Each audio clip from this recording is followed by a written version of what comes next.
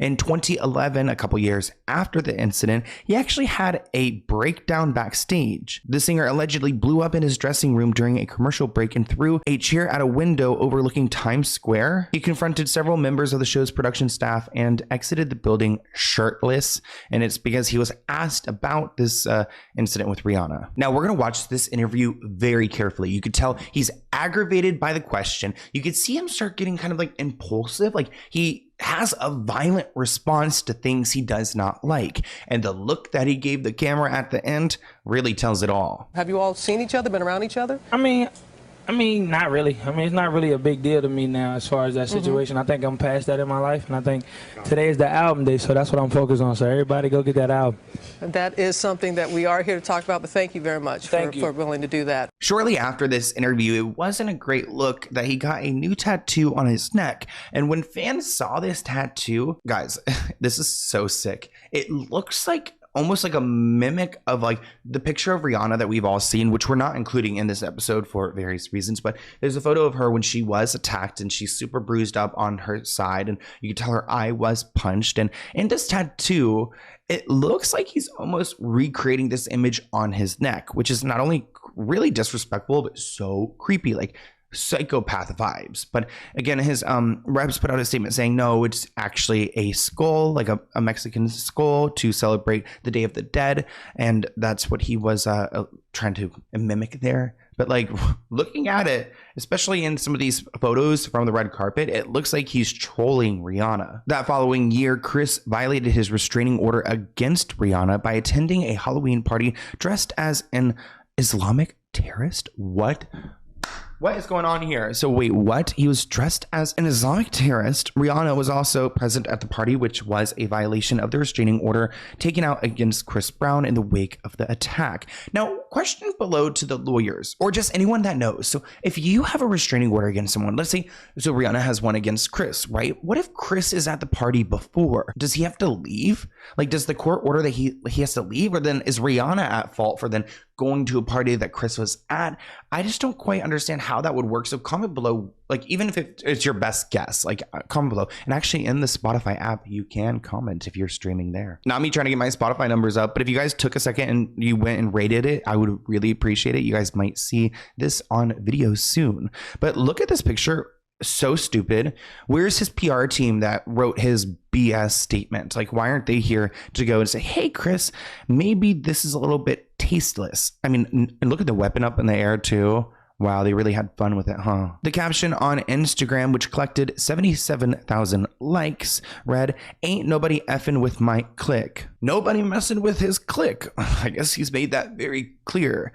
And that goes for Drake as well. I'm trying to shift gears here, but you guys know Rihanna and Drake have had a friendship over the years, and Chris and Drake have their own relationship. June 14th, 2012, Chris Brown was involved in a New York City nightclub brawl. 8 people were injured in this brawl involving Drake, Chris Brown, NBA star Tony Parker, and various members of their entourage. Chris Brown later made a diss record about Drake, and Chris Brown's attorney claimed that Drake was the instigator of the brawl. Though the pair did later appear together in a comedic skit at the 2014 ESPY Awards, which is a sports awards show, so it looks like they made up. But going back to this fight in New York City, this is such a bad time in Chris's life. Like, when everyone's accusing him of being violent, this happens. Reports claim that Chris Brown sustained a nasty gash on his chin, apparently a wound from a bottle attack, after his entourage allegedly clashed with Drake's crew. TMZ confirmed with NYPD that 5 people were injured in this incident.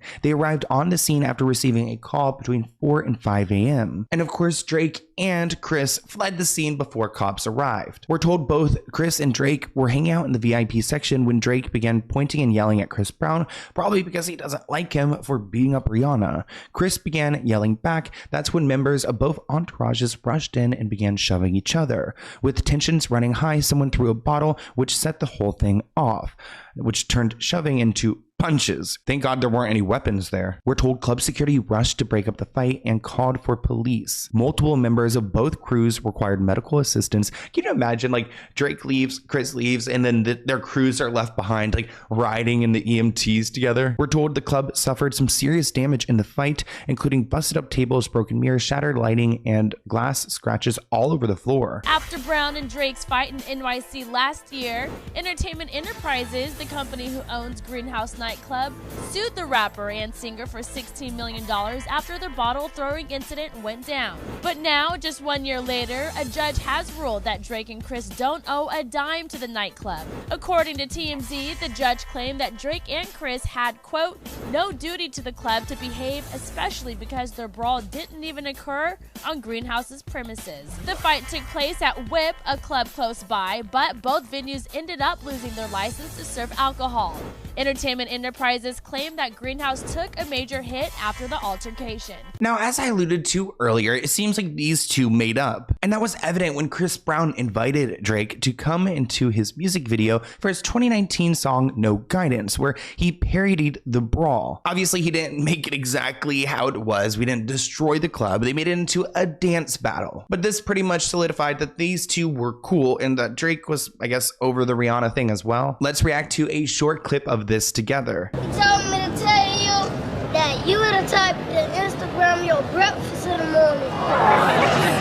No, I don't. So it looks like this kid is like speaking for Drake, like reading off some, some reads. He's being shady. He told me to tell you, you're the type to text a girl, I'm cute in person.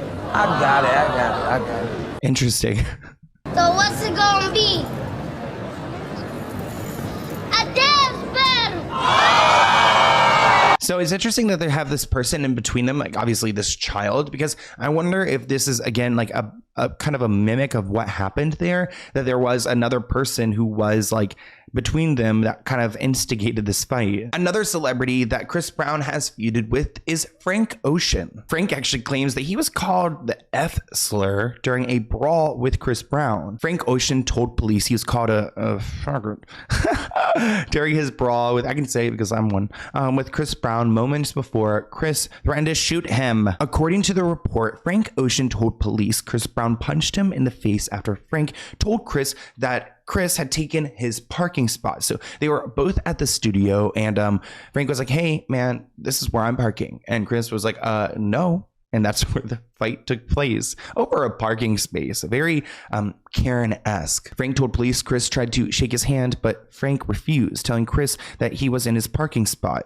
Frank claimed that that's when Chris punched him in the face. According to the report, Frank said that two of Chris's goons, then jumped in to help. Chris pushed him into a corner and attempted to kick him. That's when Frank, who revealed last year that he had once had a romantic relationship with a man, also believed he heard the F slur yelled, but he's unsure who made the statement. Could have been Chris. Cops also say that Frank told them that Chris threatened to shoot him, saying, we can bust on you too. Frank told police the whole fight lasted about 2 to 3 minutes. Frank suffered a cut to his right index finger, a cut on his left temple, but he refused medical treatment on the scene, but then later was taken to a hospital. This report suggests that Chris Brown's buddy cornered Frank and pinned him up against a wall, while Chris was trying to beat the living crap out of him. Frank fought back, throwing elbows and punches of his own. Over a parking spot, people. I cannot believe this. This witness said, I don't know what kind of demons Chris is facing, but I hope he clears them and finds a new life rooted in love and light. I get it. Parking can be a bitch, especially out here in LA. But the fact that Chris resorts to violence so quickly is what is so scary, and that he's in such a position of power that he's got these people that'll do whatever he says as soon as he says it. Now, Frank Ocean did not want to press any charges against Chris Brown for the fight, but Frank did tell police in private he wanted to see Chris Brown in jail. Well, the news is out that Chris was at Westlake Studio in LA, and as he was leaving, Frank Ocean and his crew blocked Chris. According to sources, Frank said, "This is my studio, this is my parking spot." We're told Chris went to shake Frank's hand, and that's when one of Frank's people attacked Chris. Now, if you guys were paying attention to that last clip, you'd hear there was some misreporting or at least some misunderstanding, because that woman claimed that then one of Frank's people then attacked Chris, but that's not what Frank is saying. Frank is saying that Chris attacked him. So let's go ahead and hear what Chris has to say about this fight. Maybe he'll provide us some clarity in this interview. Was it really over a parking space, or as much as you could talk about it? Well, with the Frank Ocean situation, I just put it like this. It's in the past. You know, some stuff went down, but everything's just in the past for him. How convenient. It's not what people, you know, it's always a misconception. Sensationalized. It's always sensationalized and always blown out of proportion. You know, I got respect for his music. I got respect for everybody else. So, you know, I ain't really trying to, you know, go back down that route. Everything for me is moving forward. I do my music now, so I'm good. Everyone who's problematic just wants to move forward. Like, is this a theme? It's easy to move past when you just don't want to answer for any of your actions. But you guys may remember he got in trouble for beating up Rihanna. Maybe he didn't get in trouble for Frank Ocean or the Drake thing, but he got in trouble for Rihanna, and he didn't fulfill his orders. I mean, he was ordered to community service and other things. We talked about him breaking the violation, the restriction, because he went to that party for Halloween where Rihanna was there, which again, I'm still confused. Like, who's at fault if one person went to the event first? One thing I am not confused about is that Chris Brown actually faked his community service. He was exposed for doing this, which again just shows me that celebrities don't take any of these things seriously. They're just above the law. Documents filed by the LA County District Attorney allege that Chris Brown falsified the community service hours he was supposed to perform. There's a bunch of discrepancies in the accountings of dates and times for Chris Brown's community labor, as well as missing documentation for those dates. For example, the motion states that Chris Brown was flying to Cancun, Mexico on March 15th, 2012,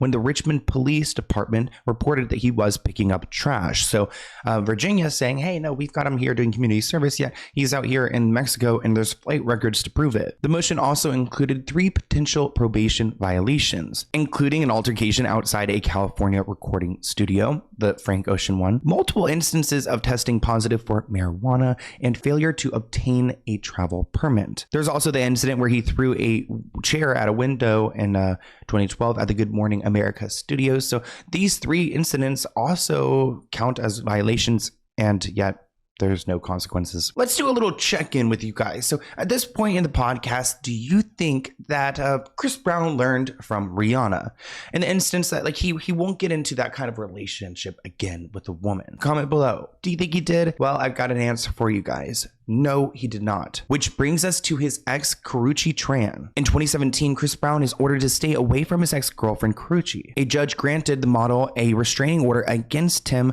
for the next 5 years. So I guess until, would that be like 2022? Hopefully she got another one. She testified in court telling them that Chris Brown demanded that she return diamond rings he had gifted her, which she refused. Which, hold on to your rings, girl. If it was a gift, then you keep it. But he became aggressive after that. And you guys know what happens when Chris Brown gets aggressive. He threatened her. I can get my money back and I'm tired of playing games. B word, I will beat the S out of you. Which he says that a lot. Every person he says, I'm going to beat the out of you. I promise I will make your life hell, he says. People obtained court documents in which Karrueche alleged that Chris had threatened to kill her over these text messages and threatening to shoot her. What a sicko. Around the 2nd week of February, which, it seems like in February is like the time where things go down. So every February, just keep your eye out for Chris Brown. He told a few people that he was going to unalive her. Imagine going around and like casually telling people, yeah, I'm going to go and kill my ex. Kind of reminds you of that SZA song. I just killed my ex. Not the best idea. Not the best idea. Quote, he said, if no one else can have me, then he's going to take me out, which sounds like a Diddy statement. She also alleges that Chris punched her in the stomach twice, pushed her down the stairs, but at that point, she never filed a police report. These incidents would have occurred while he was on probation for his attack against Rihanna in 2009, which could have put him right back in jail. Brown slapped with a temporary restraining order by ex-Karrueche Tran. A judge granted Tran's request after she accused Brown of abusing and threatening her.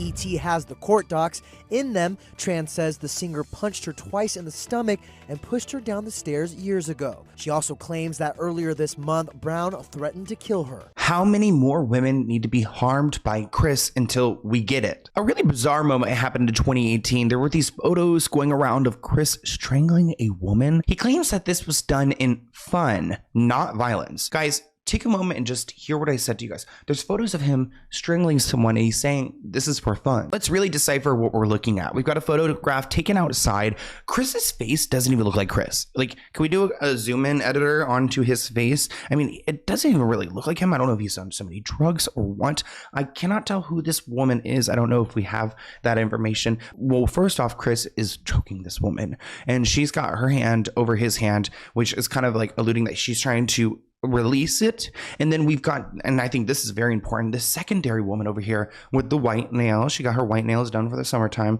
She's over here trying to stop it. You can see her left arm is pushing Chris away. I can't really tell where her right arm is landing. It looks like it's kind of in motion to then pull these two apart from each other, alluding that this isn't something fun. Chris Brown is facing backlash after photos of him with his hands around a woman's throat were posted on social media. The photos were taken Monday at a home that he was renting for Ultra Fest.